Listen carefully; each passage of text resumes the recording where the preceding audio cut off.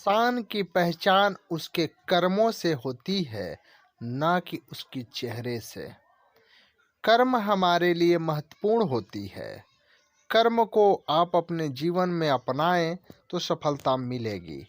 यह आप लोगों का पेपर जो है प्रति 10 प्रश्न पत्र इन 2022 या 23 के लिए तैयार किया गया था, यानी खास तौर पर आपका समय 23 के लिए एक प्रश्न आप लोगों का है, यानी विषय हिंदी है, कोर्स कोड 002 है।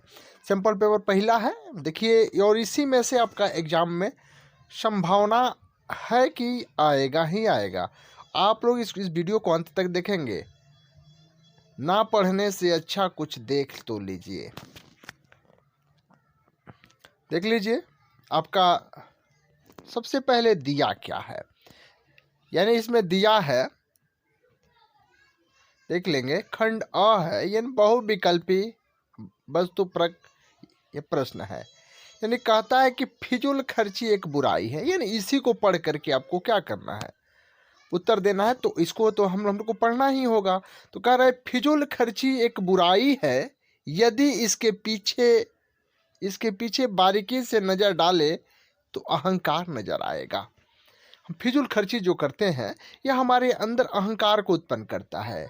यानी कहता है कि क्या हो, अहम के प्रदर्शन से तृप्ति मिलती है, यानी क्या होती, अहम की पूर्ति के लिए कई बार बुराइयों से रिश्तों में जोड़ना पड़ता है।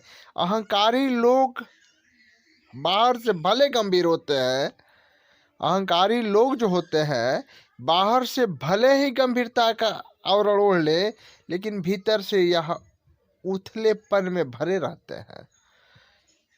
छिछोरे जो लोग होते हैं फिजूल खर्ची करते हैं। फिजूल खर्ची जिसके पास, जो अपने में यह दिखाने का प्रयास करते हैं कि मेरे पास बहुत धन है, तो वह केवल घमंड के शिकार होते हैं, उनके अंदर कोई कर्म नहीं होती है। आप लोग अंत तक इसको पढ़ लेंगे।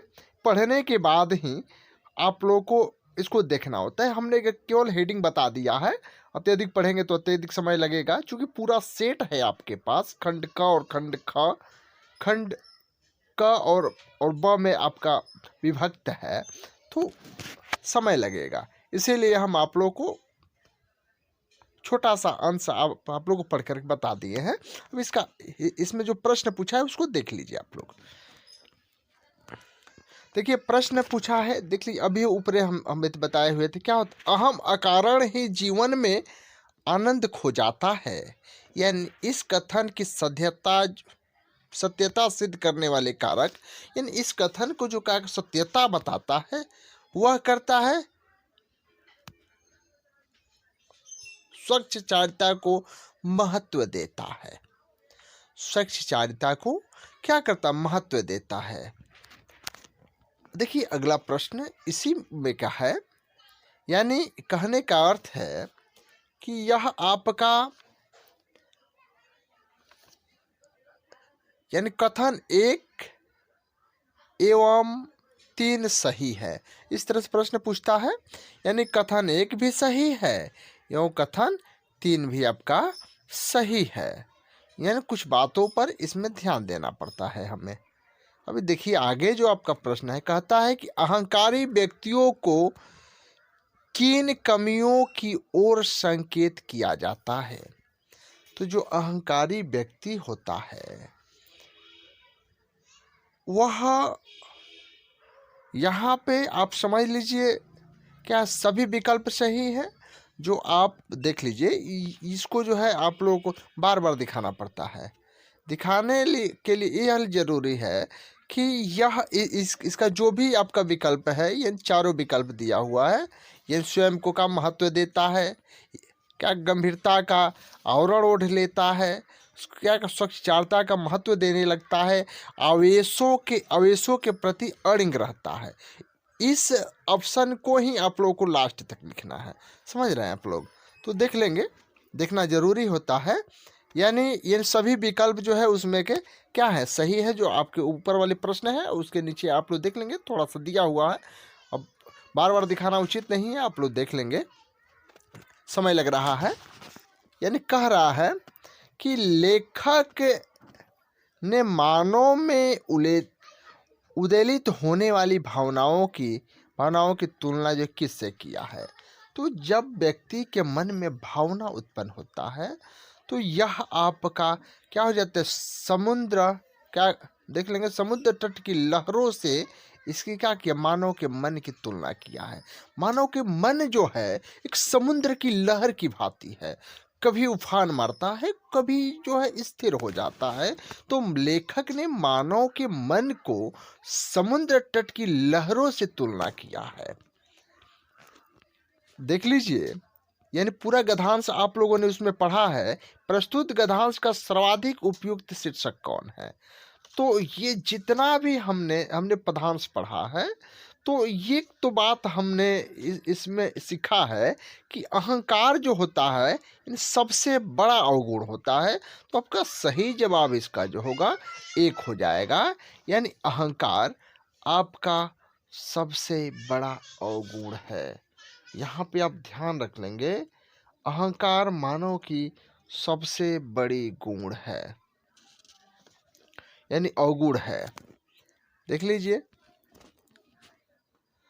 अगला प्रश्न में कह रहा है, देख लीजिए, कार्य कथन 1 और कारण आर को पढ़कर उपयुक्त विकल्प चुनिए। तो कथन ए आपका जो दिया है, फिजूल खर्ची सूक्ष्म दृष्टि से अहंकार प्रदर्शन ही है। इसका कारण आर लंबे समय तक टिकने वाला अहंकार स्वयं को महत्व देने के लिए नए तरीके खोजता है। आपके पास अहंकार हो जाए तो जीवन में कुछ नहीं कर पाइएगा। अहंकार को मानव को अपने जीवन से त्याग देना चाहिए, और जो मनुष्य अहंकार को त्याग देता है वह अपने जीवन में सफल होता है। तो इसका कथन यानी ऑप्शन ग सही है, कथन ए सही है, किंतु कारण आर कथन ए की सही व्याख्या नहीं है। चलिए, क्लियर हो गए हैं। दूसरे प्रश्नों को कह रहा है, अनुच्छेद को ध्यान पूर्वक पढ़िए और निम्नलिखित प्रश्नों के उत्तर दीजिए। कह रहा है, मुक्त करो नारी को मानव, चिरबंदनी नारी को युग युग की बर्बर करा से जननी सखी प्यारी को। कहता है, छीन करो सब स्वर्ण पास उसके कोमल तन मन के, वे आभूषण नहीं दाम उसके बंदी जीवन के, उसे मानवीय के गौरव दे, पूर्ण सत्व तो नूतन। यह पूरा आप लोगों का जो कविता है, इसमें से कुछ प्रश्नों को उठाया गया है जो इस प्रकार से, देखिए, कहता है, एक प्रश्न पूछा है कि कवि नारी को किस दशा से मुक्त कराना चाहता है? तो कवि यानी पुरुष के बंधन से नारी को मुक्त कराना चाहता है, बंदी जीवन से जो है मुक्त कराना चाहता है, परिवार के बंधन से, समाज के बंधन से। तो इसका सही जवाब आपका हो जाएगा, यानी इसका कथन 1 भी सही है और कथन 2 भी सही है। पुरुष के बंधन से भी, बंदी जीवन से भी कवि जो है नारी को मुक्त कराना चाहता है। तो कथन 1 और कथन 2 दोनों सही हैं। अगला कहता है, देख लीजिए, वही आपका है। कहता है, छीन करो सब स्वर्ण पास को, क्या तात्पर्य है? यहाँ पे कहता है, यहाँ पे नारी को सोने के आभूषण से अलग करना है, नारी को एक में स्वरूप नहीं देना है। नारी केवल सोने के आभूषण के लिए ही नहीं है, नारी पूजनीय होती है। अगले प्रश्न पर देख लेंगे क्या कहता है, कवि नारी को किस रूप में प्रतिष्ठित करना चाहता है? तो कवि नारी को मानवीय युग को प्रकाश देने वाली रूप में उसको प्रतिष्ठित करना चाहता है, नारी का एक स्वरूप देना चाहता है कवि। अगले प्रश्नों पर आप देखो और समझो। कह रहा है युग युग की बर्बर कारा से पंक्ति में कौन सा अलंकार है? तो यहाँ पे आप देख लेंगे जो अलंकार का व्याख्या किया गया है वह देख लीजिए। यमक, इसमें जो अलंकार है वह यमक अलंकार है। एक ही युग युग की बर्बर कारा, जब शब्दों को दोहराया जाए तो यमक अलंकार के अंतर्गत आता है। प्रथम शब्द को पुनः बार बार दोहराना यमक अलंकार के रूप में होता है। आप लोग को अलंकार ना समझ में आया हो तो अलंकार के लिए हम आप लोग को अलग से वीडियो बना देंगे। चलिए, कहता है, ध्यान में रख, कथन एक और कारण आर को पढ़कर उपयुक्त विकल्प चुनिए। तो कथन एक, समाज में नारी का स्थान पुरुषों की तरह ही होना चाहिए। आर कह रहा है, पुरुष प्रधान समाज में बंधन से मुक्त होने पर नारी सशक्त हो जाती है। यहाँ पे जो देख रहे हैं पुरुषों और नारी की जो तुलना है अति रमणीय है, तो इसका सही जवाब हो जाएगा यानी ग इसका जो है सही जवाब हो जाएगा। कथन ए सही है और कारण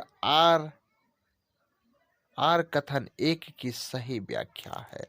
अथवा में भी पूछा है, इसको भी देखना जरूरी है। यह आप लोगों के लिए इसको महत्वपूर्ण बनाया गया है, आप लोग को अंत तक देखना जरूरी है। कर मैं तो मात्र मृतिका हूँ, जब तुम मुझे पैरों से रौंदते हो तथा हल के फाल से विदोड़ करते हो, धन धान बनाकर मारती रूपा हो जाती हूँ।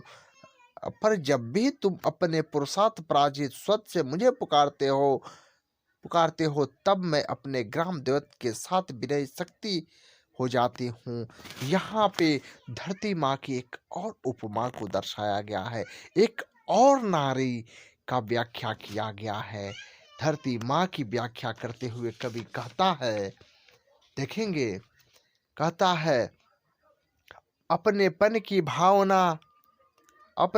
की भावना से पुकारने पर मिट्टी चेतना स्वरूप हो जाती है। सबसे बड़ा देवत्व असाधारण पुरुषार्थ करना है। अपने असाधारण पुरुषार्थ के कारण मिट्टी अनेक रूप प्रतिरूप में बदलती है। मिट्टी अपने रूप को स्वयं परिवर्तित करती है। इसका सही जवाब जो होगा वह आपका होगा ऑप्शन क। यानी यहाँ पे कथन एक, कथन दो और कथन तीन सही है। कथन एक भी सही है, कथन दो भी सही है और कथन तीन भी सही है। अगले प्रश्न पर देखिए, कह रहा है, मिट्टी चिन्मय शक्ति कब बन जाती है और कैसे बनती है? तो मिट्टी चिन्मय शक्ति उस समय बन जाती है जब मनुष्य मिट्टी को अपनेपन की भावना से पुकारता है। जब किसी में अपनेपन की भावना को आप उत्पन्न करेंगे तो उससे आप प्रेम भाव जरूर पाएंगे।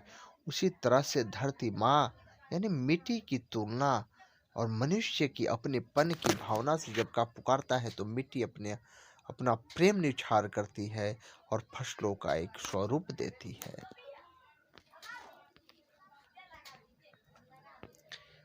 कह रहे काव्यांश में क्या संदेश निहित है? जो काव्य के अंश हम लोगों ने पढ़ा है ऊपर, उस अंश में बताया गया है कि साधारण वस्तु को महत्वहीन नहीं समझना चाहिए। किसी भी वस्तु को जो साधारण है, जिसका आप नहीं जानते हो कि इसका उपयोग है, उसको कभी भी महत्वहीन नहीं समझना चाहिए। अर्थात हर एक वस्तु और हर एक जीव का समय पर आवश्यकता पड़ता है। अतः आप लोग हर एक जीवों को हर एक वस्तु को महत्व देना अपने जीवन में समझ लेंगे, और जिस दिन आप अपने जीवन में हर एक जीव को महत्व देना समझ जाएंगे, उस दिन यह स्पष्ट हो जाएगा कि आप सफल हो रहे हैं। कह रहा है, ध्यान से देखेंगे, मिट्टी को कह रहा है, मिट्टी को देखिए, मिट्टी को मातृ रूपा क्यों कहा गया है? मिट्टी को मातृ रूपा इसलिए कहा गया है क्योंकि वह हमारा भरण पोषण करती है। मिट्टी हमारी माँ के भांति है। माँ जैसे हमारी सेवा करती है, उसी तरह से माँ हमें अन्न देती है और हमारा भरण पोषण होता है।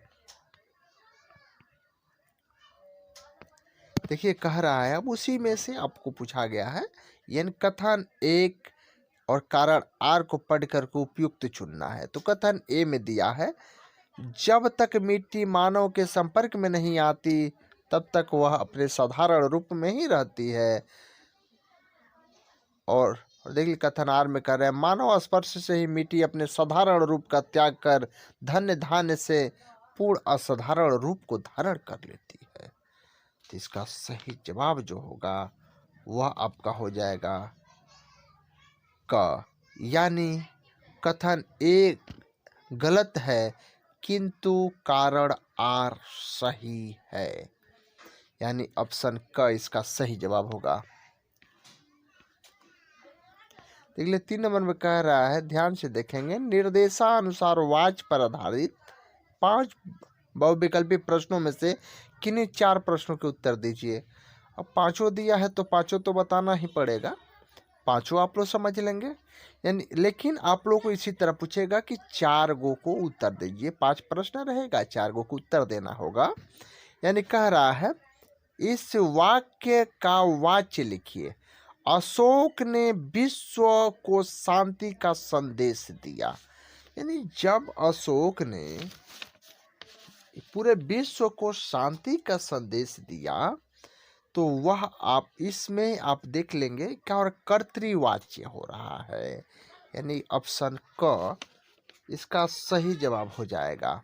यानी कर्तृवाच्य, यानी संदेश दे रहा है, यानी कर्म को अपना जो है दिखा रहा है। यहाँ पे आप देख लेंगे, जैसे सुमन जल्दी नहीं उठती, तो प्रस्तुत वाक्य में एक भाव है कि भाव यहाँ पे आप देख लेंगे, यानी सुमन जल्दी नहीं उठती है, यानी सुमन से जल्दी नहीं उठा जाता है, यह तो स्पष्ट हो गया है।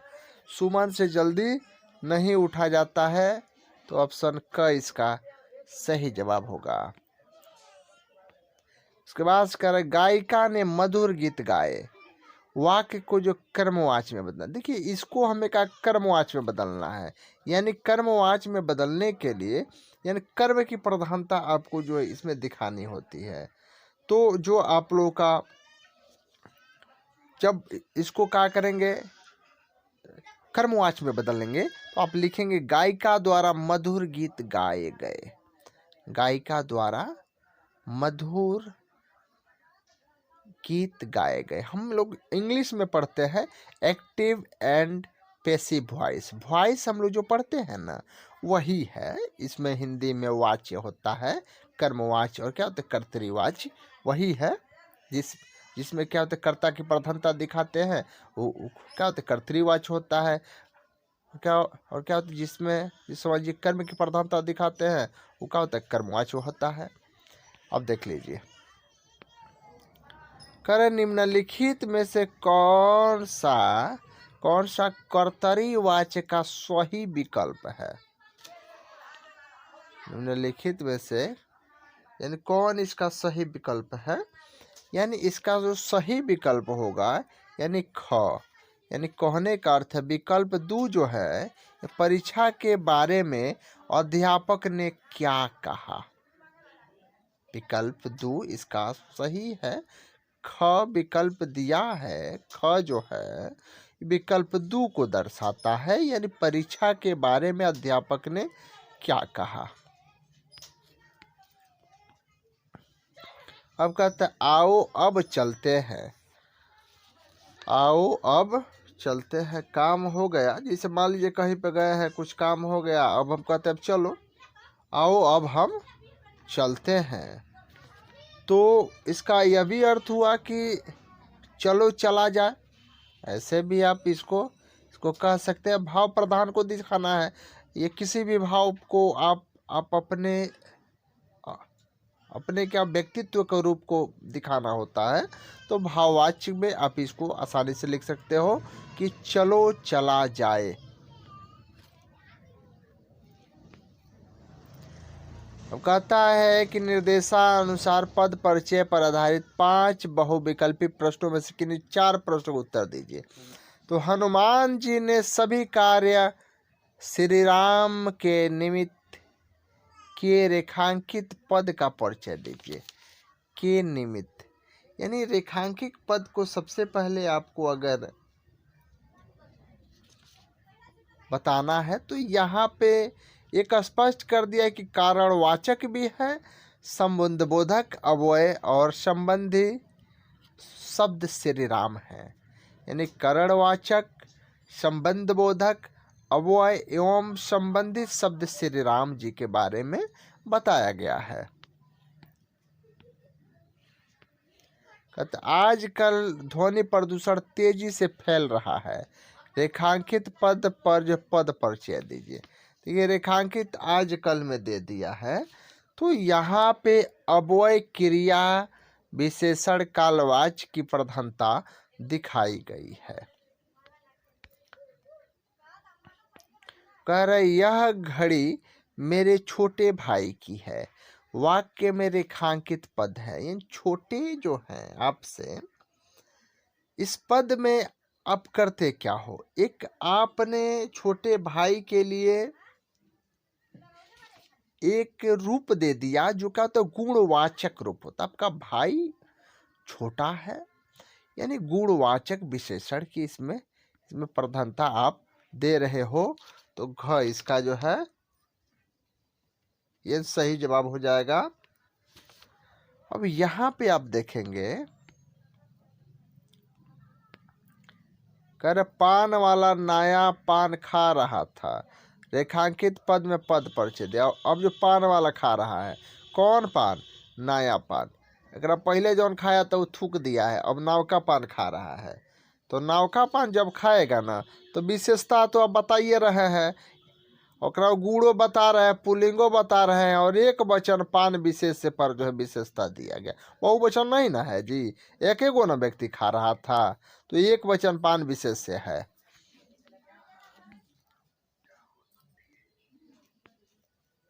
देखिए, हिमालय से गंगा निकलती है। वाक्य में हिमालय से का पद परिचय है। एक बात ध्यान रखेंगे आप लोग, जब एक वस्तु दूसरे वस्तु से दूर हो जाए, जब एक वस्तु दूसरे वस्तु से जब दूर हो रहा हो, तो व्यक्तिवाचक तो संज्ञा है और अपादान कारक पुल्लिंग है। देखिए, जब किसी वस्तु का लगाव होता है तो वह आपका करण कारक होता है। माने अगर मान लीजिए आप स्कूल से घर आ रहे हैं, तो इसमें क्या करण कारक हो रहा है।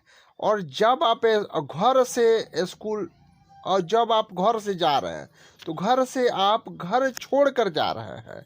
और चाहे आप स्कूल से आ रहे हैं तो स्कूल छोड़ कर आ रहे हैं, तो स्कूल को आप छोड़ रहे हैं, तो वह आपकी जो है अपादान हो गया। अब घर से आकर का आप व्यक्ति कर रहे हैं, तो जब जुड़ाव होता है तो उसमें आपका इसमें करण कारक होता है। और जब दूर होता है, वियोग की भावना होता है, तो उसमें अपादान कारक होता है।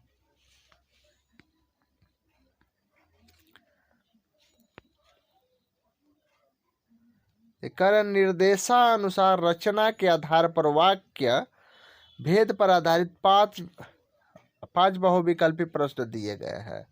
कर सभी लोगों ने वह सुंदर दृश्य देखा है। तो इसका जो सही जवाब हो जाएगा वह आपका हो जाएगा यह एक प्रकार का सरल वाक्य है, ख ऑप्शन हो जाएगा। देख लीजिए, अब कह रहा है सरल वाक्य का उदाहरण है, तो इसका जो सही जवाब हो जाएगा क्या हो जाएगा, क हो जाएगा, विकल्प 4, यानी सायकाल तक सभी पंछी वापस आ गए। अब कह रहे संयुक्त वाक्य का उदाहरण हमको देना है, तो संयुक्त वाक्य का जब उदाहरण देना है तो हम एक शब्द में कह देंगे कि स्टेडियम जाओ और मैच खेलो। दोनों को संयुक्त हमने कर दिया, ये दोनों को हमने जोड़ दिया।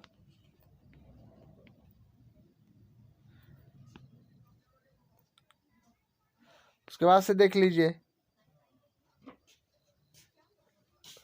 तब उसके बाद कह रहे केवट ने कहा कि बिना पाँव धोए आपको नाव पर नहीं चढ़ाऊंगा। आश्रित वाक्य जो है छाट कर भेद कीजिए। इसका जो सही जवाब हो जाएगा वो आपका हो जाएगा घ। देख लीजिए घ क्या दिया है, दिया है कि बिना पाँव धोए आपको नाव पर नहीं चढ़ाऊंगा, विशेषण उपवाक्य है। देख लीजिए अगला प्रश्न कह रहा है, अब अलंकार पर आधारित जो है 5 बहुविकल्पी प्रश्न है। ध्यान से देखें, कह रहा है या जिस वीरता से शत्रुओं का सामना उसने किया, असमर्थ हो उसके कथन में मौन वाणी ने किया। पंक्ति में कौन सा अलंकार है? यहाँ पे एक बात ध्यान रखेंगे, यानी वीरता इसमें दिखाया गया है। जब हम किसी रूप को दिखा रहे होते हैं, इसमें एक आक्रामकता को इसमें दिखाया गया है, तो यह आपका अतियोक्ति अलंकार है। ऑप्शन क सही जवाब होगा। बीच में अलसी हठीली, देह की पतली कमर। यहाँ पे देखेंगे हठीली, यहाँ पे हठीली, पतली, लचीली। यहाँ पे आप देख सकते हैं तीनों में हठीली, पतली, लचीली, इस तरह के जो शब्द आते हैं वह आपके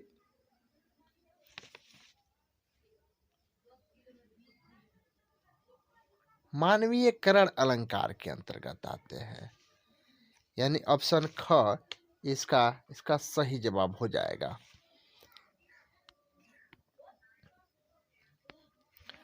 खंड खंड करताल बजा रही विशुद्ध हवा, ये पंक्ति में कौन सा अलंकार है? यहाँ पे देखिए एक ही बात को इसमें दिखाया गया, इसके पहले भी हम आप लोग को बताए थे। खंड खंड यानी इस शब्द को दोबारा जो है दिखाने का प्रयास किया गया है। तो जब खंड खंड आपका हो रहा है तो ये आपका रूपक अलंकार होगा। कौन अलंकार होगा आपका? यानी रूपक अलंकार हो जाएगा। यहाँ पे यानी कौन है जी? हम देखिए हम पढ़ रहे हैं कौन है, रूपक अलंकार होगा। हम इसका ऑप्शन बता दिए थे, कौन अलंकार होगा? रूपक अलंकार होगा। अब देखिए अगला प्रश्न कह रहा है, ध्यान में रखिएगा, कर जगी वनस्पति अलसाई मुंह धोया शीतल जल से।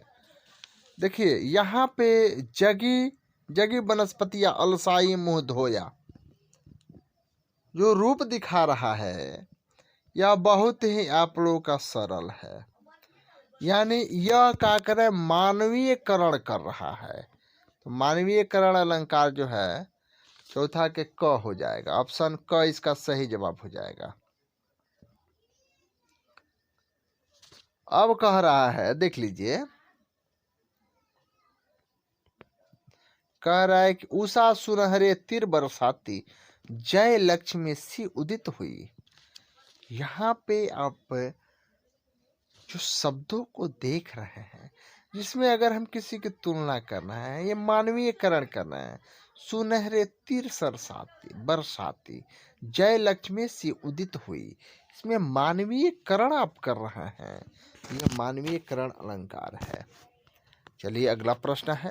ये वीडियो थोड़ा सा बड़ा हो रहा है क्योंकि यह पूरा सेट है। छोटा छोटा स्टेप आप लोगों के लिए होता तो समय लगता, और आप लोग का एग्ज़ाम जो है कल ही है, इसलिए थोड़ा दिक्कत है। देख लीजिए यहाँ पे, देखिए कह रहा है कि गद्य पाठों के आधार पर निम्नलिखित दो बहुविकल्पी प्रश्नों का सर्वाधिक उपयुक्त विकल्प चुन कर लिखिए। तो यहाँ पे यानी कह रहा है, यहाँ पे देखिएगा, पिताजी रसोई घर को क्या कहते थे। यानी सभी लोग अपने अपने भाव से रसोई घर को कहता है, तो जिसका जो स्वरूप होता है वो अपना कहता है।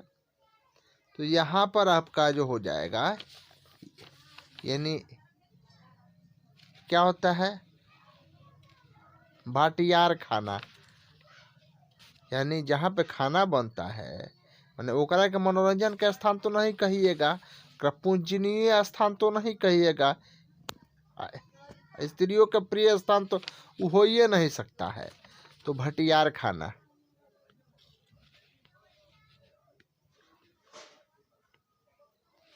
अब इसके बाद से कह रहा है, ध्यान से देखेंगे, नवाब के अनुसार खीरे दुर्गुण, नवाब के अनुसार खीरे दुर्गुण। तो इसका सही जवाब हो जाएगा, खाने से अमाशय पर बोझ पड़ता है। अब एक बार खा लीजिएगा, जौना के कोनो उपयोग नहीं है, तो अमाशय पर उपयोग प्रभाव पड़बे करेगा। अब देखिए फिर अनुच्छेद पढ़ना है, इसी में से उत्तर देना है। कह रहे बार बार सोचते क्या होगा उस कौम का जो अपने देश के खातिर घर गृहस्थी जीवन जवानी जिंदगी सब कुछ छोड़ देने वाली वालों पर हंसती है और अपने बिकने के मौके ढूंढती है। दुखी हो गए 15 दिन बाद, फिर क्या हो जाए, उसी कस्बे से गुजरे, यानी कस्बे में घुसने से पहले ही ख्याल आया कि कस्बे की हृदय स्थली तब सुभाष की प्रतिमा अवश्य प्रतिष्ठित होगी, लेकिन सुभाष की आंखों पर चश्मा नहीं होगा, क्योंकि मास्टर बनाना भूल गया। यहाँ पे पूरा अनुच्छेद पढ़ना उपयुक्त नहीं है, समय लग रहा है, इसलिए हम सीधे प्रश्नों पर चलते हैं। हवलदार साहब कस्बे से गुजरे, यानी कब गुजरे थे। हवलदार साहब जो है कस्बे से यानी कब गुजरे, तो यहाँ पर देख लेंगे, यानी जो का व्यक्ति करता है, यानी 15 दिन बाद जो है हवलदार साहब क्या किए थे, गुजरे थे, यानी क इसका जो सही जवाब हो जाएगा। यानी कह रहा है कि अपने लिए बिकने के मौके कौन ढूंढते हैं, स्वार्थी लोग, लालची लोग आप कह सकते हैं। कह रहा है कि हवलदार साहब ने क्या कहा, हवलदार साहब ने कहा, लेकिन मूर्ति की आंखों पर चश्मा नहीं होगा। कह रहा है कि चौराहे पर रुकना नहीं। अब उसके बाद से ध्यान में रखेंगे, तब उसके बाद से कहता है, कस्बे में घुसने से पहले हवलदार साहब को क्या ख्याल आया। चौराहे पर सुभाष की मूर्ति अवश्य होगी, घुसने से पहले उनके मन में क्या था, ख्याल था। अब यहाँ पे देख लेंगे, और उसके बाद क्या, मास्टर साहब चश्मा लगाना भूल गए, कैप्टन मर गया। तो इसका जो सही विकल्प, जो भी विकल्प क्या है, सही हो जाएगा, यानी ऑप्शन ग इसका सही जवाब होगा।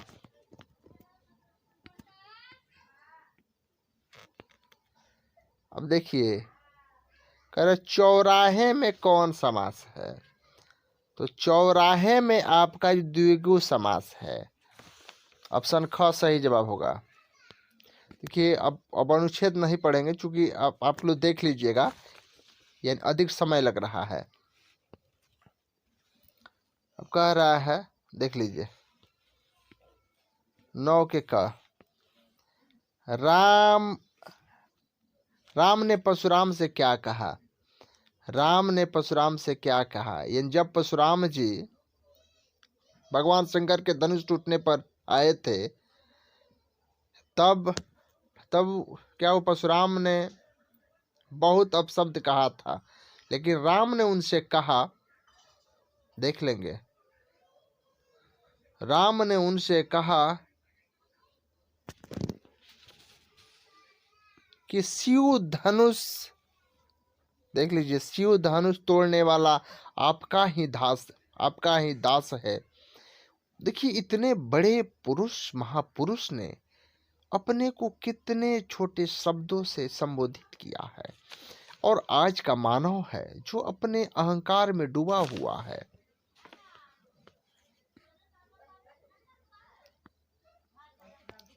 सेवक से जो करे सेवकाई, से कवि का क्या आश्रय है। तो सेवक से जो करे सेवकाई, सेवक वही होता है जो सेवा करता है। अब कहता है, देखिएगा, श्री राम परशुराम के क्रोध के सामने विनम्र क्यों रहे। तो यहाँ पे देखेंगे, क्योंकि क्रोधी का क्रोध से जीतना बुद्धिमत्ता नहीं है। अगर कोई व्यक्ति क्रोधित है और आप भी जो क्रोधित हो जाइएगा, तो आप उसको नहीं जीत सकते। उसके लिए विनम्रता जरूरी होता है। यानी इसका जो सही जवाब हो जाएगा,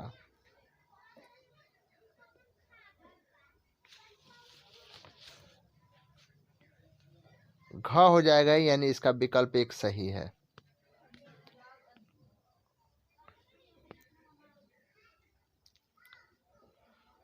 ध्यान में रखिएगा। तब परशुराम को राम ने क्या कहकर संबोधित किया। जब परशुराम क्रोधित थे तो राम ने कहा,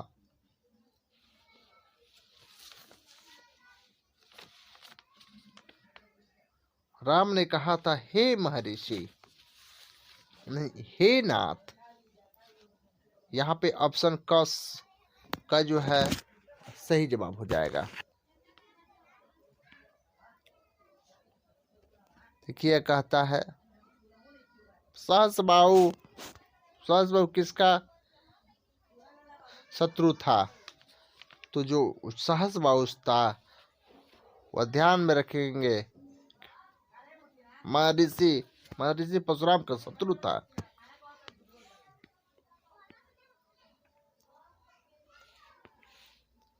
ध्यान में रखेंगे। यानी कह रहा है, कविता अट नहीं रही है, मैं किस ऋतु में प्राकृतिक सौंदर्य का चित्रण है।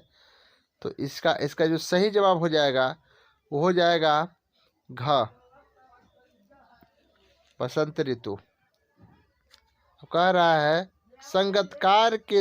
संगीतकार के स्वर में हिचक क्यों नहीं सुनाई देती है। तो संगीतकार के स्वर में हिचक न सुनाई देने का कारण होता है कि वह मुख्य गायक का मान रखने के लिए ऐसा करता है।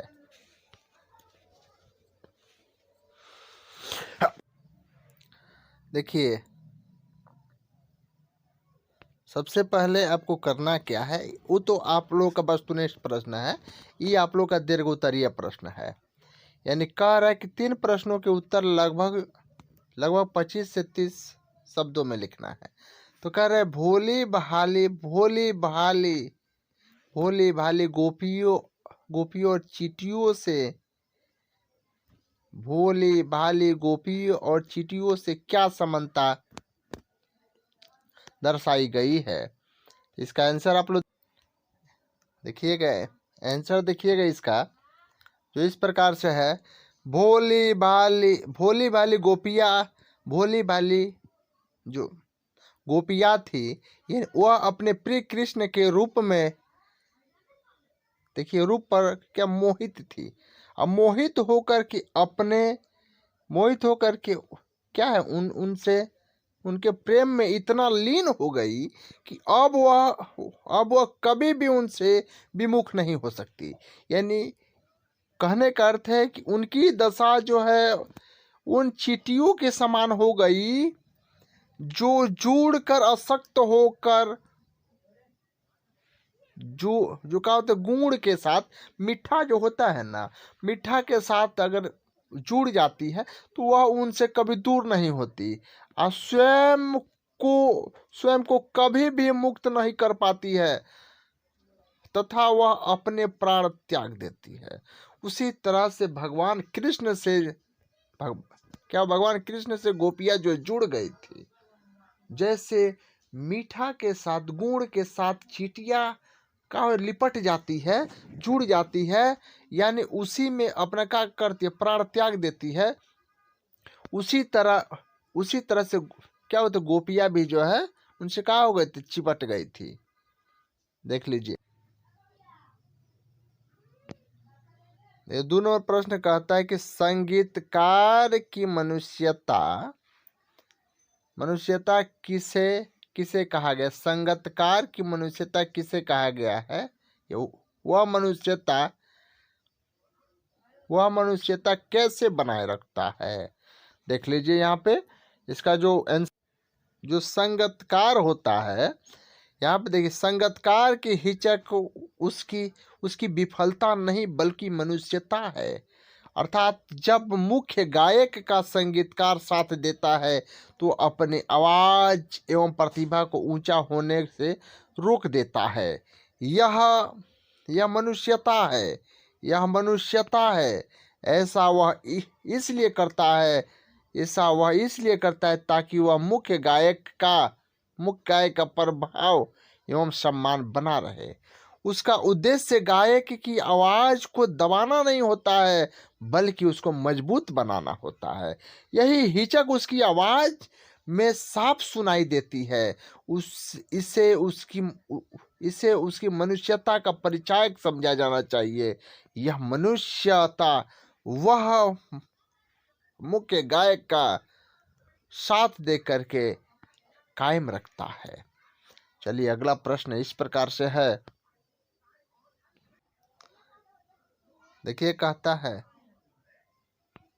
अगला प्रश्न है, आत्मकथ्य की कविता की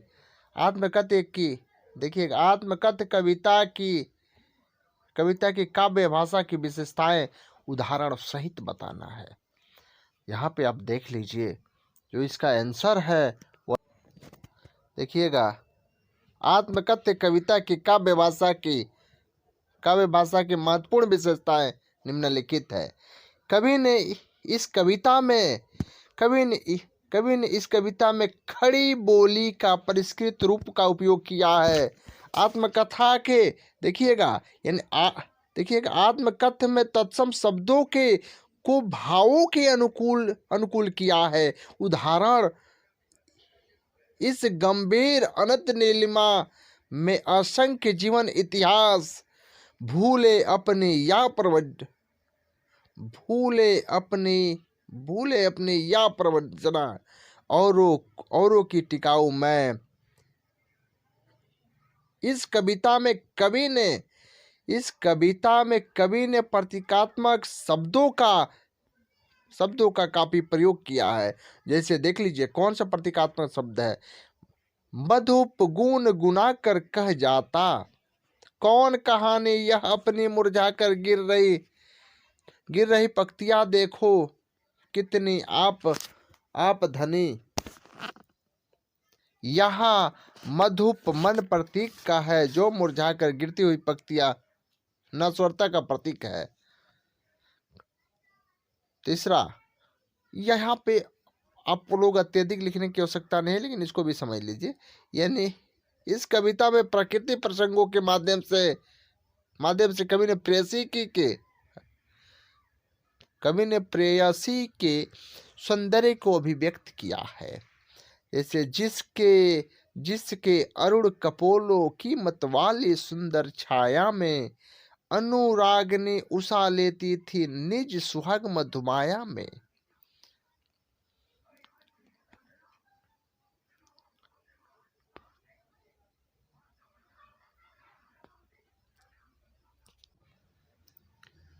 देखिए आपका जो अगला प्रश्न करे, कविता में फसल उपजाने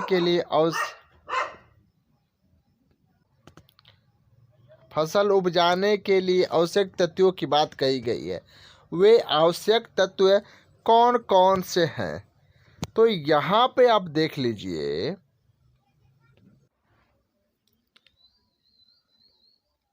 फसल उपजाने के लिए निम्न आवश्यक तत्व है। जल, नदियों की जाल, उसके बाद किसानों के द्वारा फसल उगाने में किया गया परिश्रम, मिट्टी के गुण या तत्व, और सूर्य के प्रकाश जो है जरूरी होता है।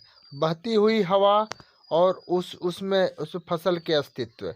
यहाँ पे यह आपका जो अगला प्रश्न है देख लीजिए। देखिए अगला प्रश्न कर रहा है, लेखक ने बिस्मिल्लाह खां को वास्तविक अर्थों में सच्चा इंसान क्यों माना है?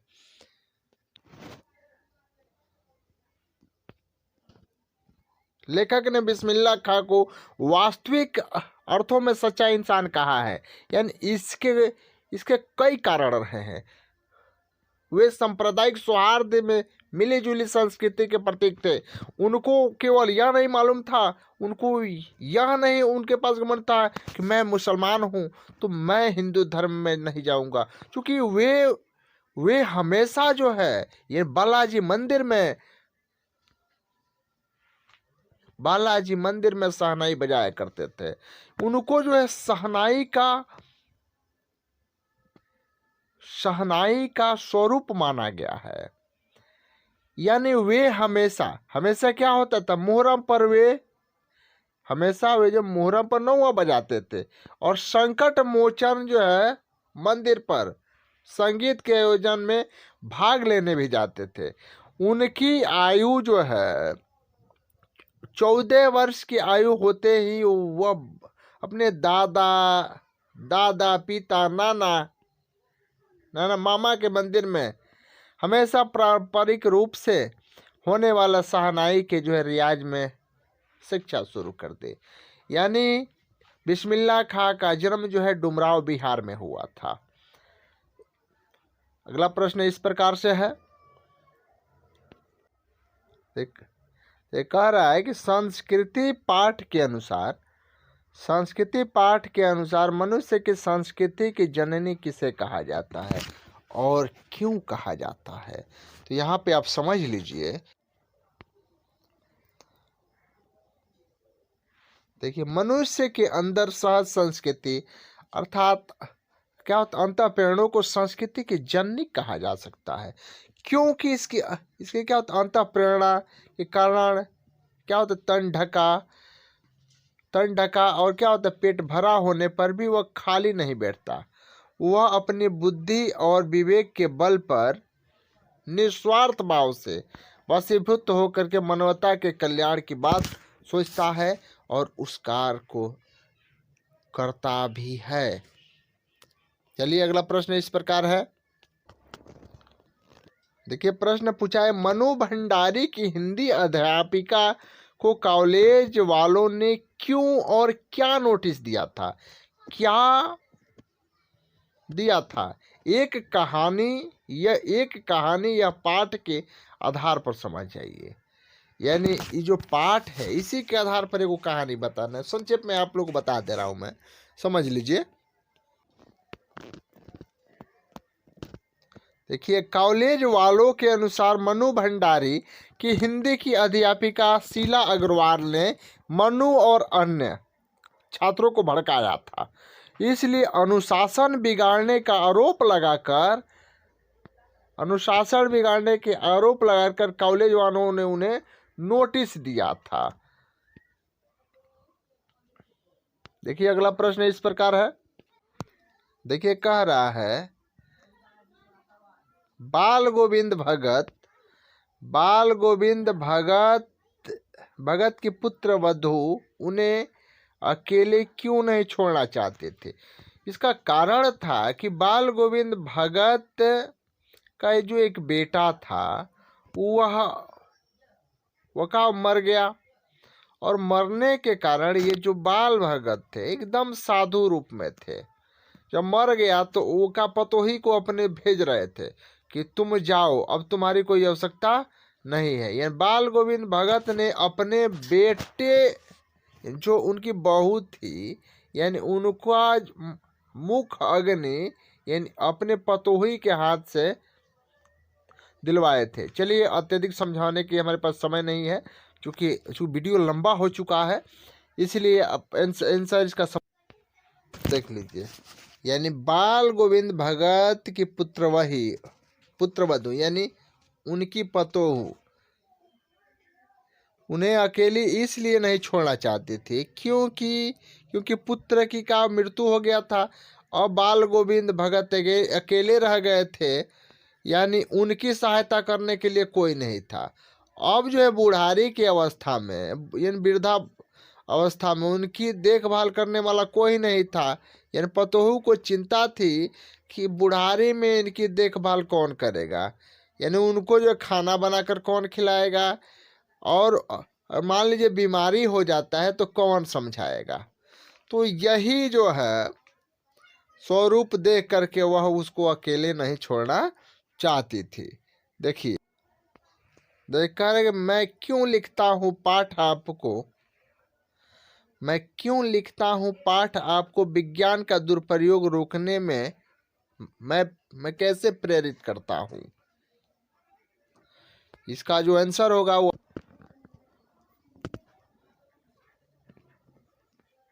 मैं क्यों लिखता हूँ पाठ के द्वारा लेखक श्री अज्ञ ने, इनका पूरा नाम है हीरानंद सचितानंद वत्स्यन अज्ञ, यानी बड़ा नाम होने के कारण से इनका अंतिम नाम जो है इसमें लिखा जाता है। अज्ञ ने विज्ञान के विमल रूप की अनुभूति पाठकों को इस स्तर तक करवाई है कि वह सोचने की विवश हो उठे कि एक समर्थ विद्या का ऐसा दुरुपयोग क्यों। लेखक को पत्थर पर मानव की छाया देखकर जो थप्पड़ सा लगा अनुभव होता है वह समस्त मानव जाति के लिए एक वोट है। कोई प्रवीण पाठक इस अनुभूति के निश्चय नहीं रह सकता। हमारी संवेदनशीलता और विवेक ही हमें यह समझा सकते हैं कि हम विज्ञान के दुरुपयोग का ऐसा अन्य उदाहरण उपस्थित ना होने दें। हिरोशिमा पर जब अमेरिका ने बम गिराया था, यह उस समय की घटना है, क्योंकि पाठ समझाने की समय नहीं है, इसीलिए आप लोगों को छोटा सा स्टेप हमने देख दिया, इसमें बता दिया है। तो इस पाठ को आप लोग देख भी लीजिएगा। देखिए, कहता है 2 नंबर प्रश्न कह रहा है इसमें का, देख लीजिए। कितना कम लेकर ये समाज कितना अधिक वापस लौटा देती है। साना साना हाथ जुठी पाठ के इस कथन में निहित जीवन मूल्यों को स्पष्ट कीजिए और बताइए कि देश की प्रगति में नागरिक की क्या भूमिका होती है। नागरिक की भूमिकाओं के बारे में हमें बताना है। लेखिका कहती है, लेखिका ने यह बात उन स्त्रियों को देख कर कही जो पहाड़ों के भारी भरकम पत्थरों को तोड़ करके रास्ता बनाने का श्रम साध्य करने में लगी रहती है। उन्हें बहुत कम पैसा मिलता है, पर वे देश के समाज को बहुत अधिक लौटा देती है। देश की आम जनता भी देश की प्रगति में भरपूर योगदान करती है। उसे उतना ही नहीं मिल पाता जितना कि वह हकदार होती है। देश के भ्रमिक किसान देश की प्रगति के लिए अनेक प्रकार के कार्यों द्वारा सहयोग देते हैं। वे कार्य ना कर सके, देश की प्रगति के राह पर आगे नहीं बढ़ सकता। उसके अलावा अन्य कोई भी बहुत बड़ी भूमिका है। देश की प्रगति प्रगति प्रत्येक नागरिक को अहम भूमिका है। वह अपने जीवन वतन सुविधाओं की परवाह किए बिना देश की प्रगति के लिए अपनी सहयोग देती है। देश के किसान धूप सर्दी गर्मी किसी का प्रभाव नहीं करते और अन्न उपजाते हैं, जिससे देश की सेवा करते हैं और वैज्ञानिकों के कम वेतन मिलता है, फिर भी वह देश की प्रगति में अपने योगदान को देते हैं।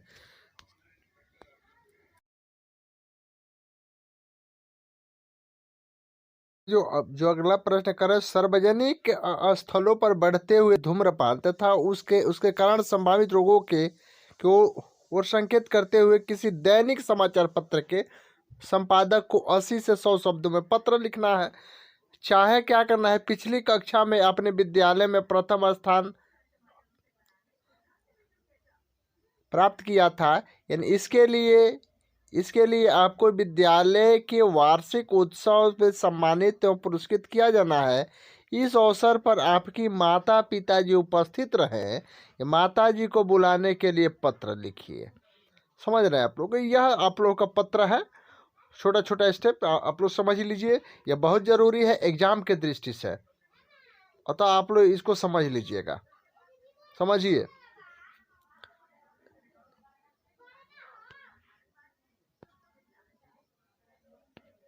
ये मान लीजिए किसी पत्रकार के पास आपका पत्र लिख रहे हैं, तो सबसे पहले लिखते हैं सेवा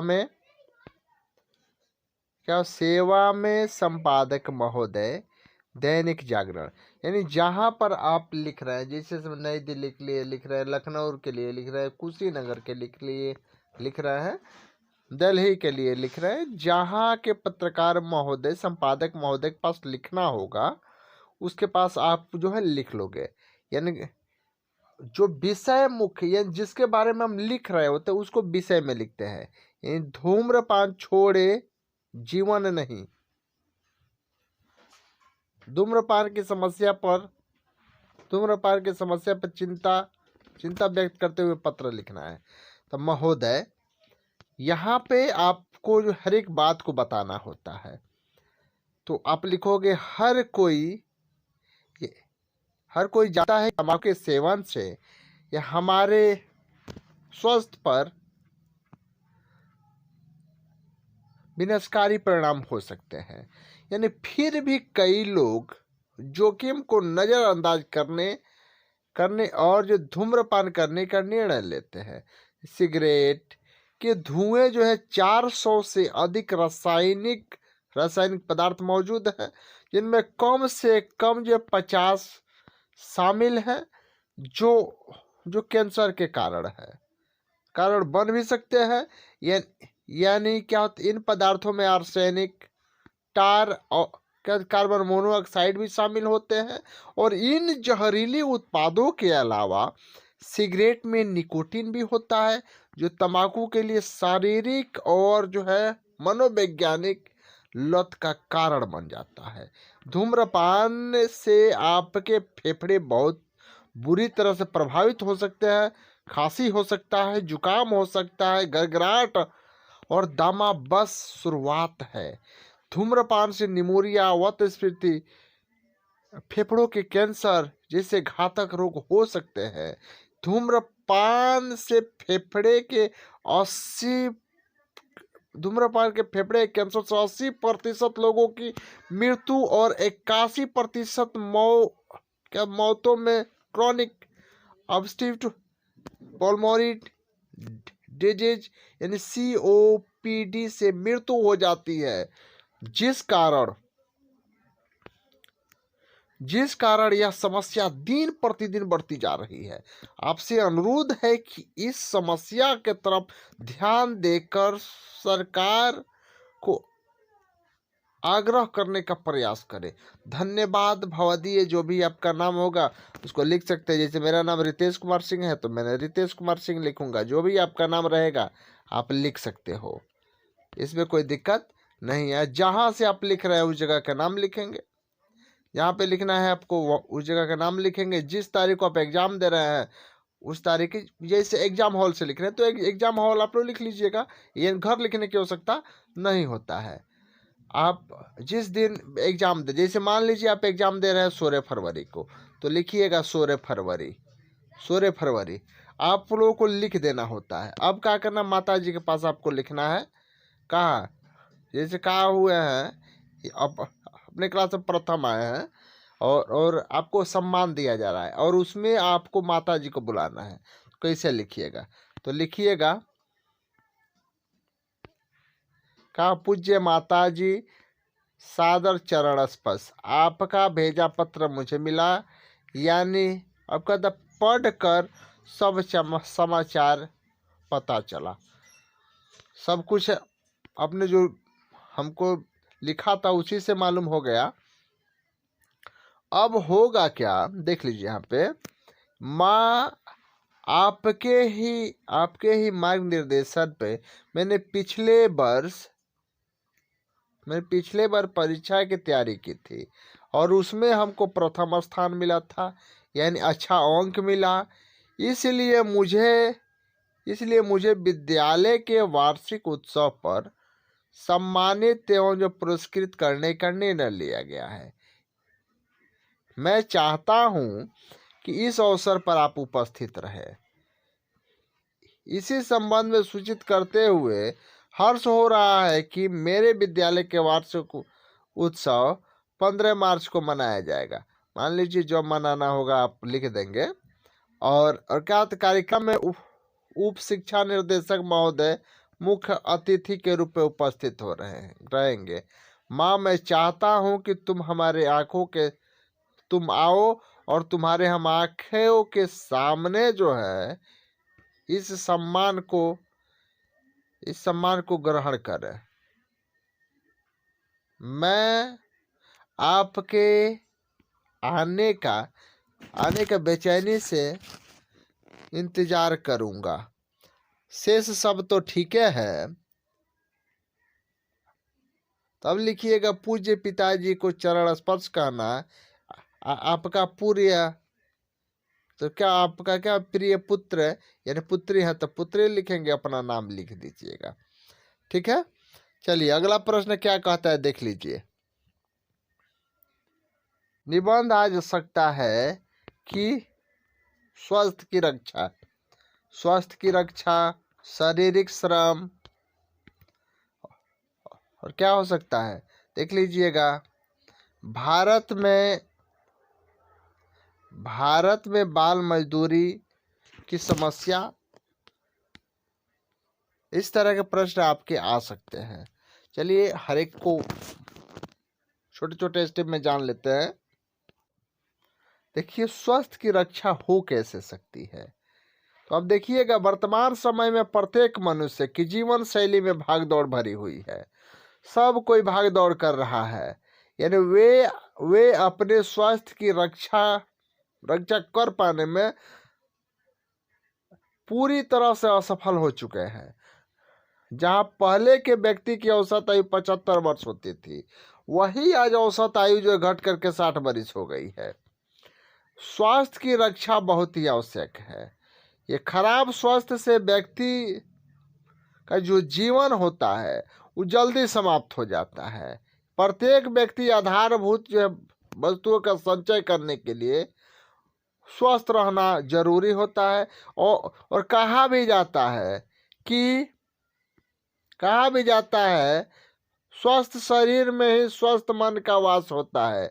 इसलिए स्वास्थ्य की रक्षा हमारे लिए आवश्यक है और इसके लिए स्वस्थ भोजन भी जरूरी होता है, जैसे हरा सब्जी, दूध, दही, फल आदि का सेवन हमारे लिए जरूरी है।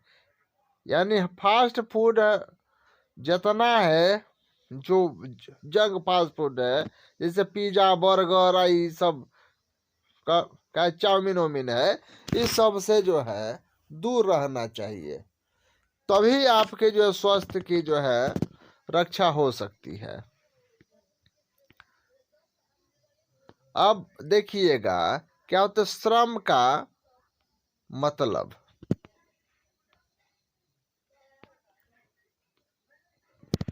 मनुष्य अपने किसी विशेष प्रयोजन के लिए प्रकृति में किया जा रहा सचेत परिवर्तन, श्रम का उद्देश्य जो होता है वह निश्चित समाज के लिए उपयोगी उत्पादों को पैदा करना होता है। जाहिर है इसके लिए उसे अपने अनुभवों के आधार पर मानसिक प्रक्रिया संपन्न करनी पड़ती है। आवश्यकता है कि वह उसकी दृष्टि के लिए क्या करना होगा, जिस तरह करना होगा वह निश्चित ही योजना को करना होगा।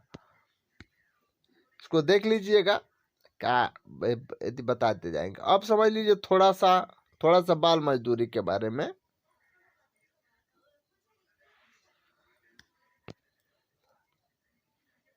बाल मजदूरी से तात्पर्य ऐसी मजदूरी से है जिसके अंतर्गत 5 वर्ष से 14 वर्ष के बच्चे किसी संस्थान में कार्य करते हैं। जिस आयु में बच्चों को शिक्षा मिलनी चाहिए या पढ़नी चाहिए, उस उम्र में वे लोग दुकान में, रेस्टोरेंट में, फैक्ट्रियों में इत्यादि स्थानों पर काम करते नजर आते हैं।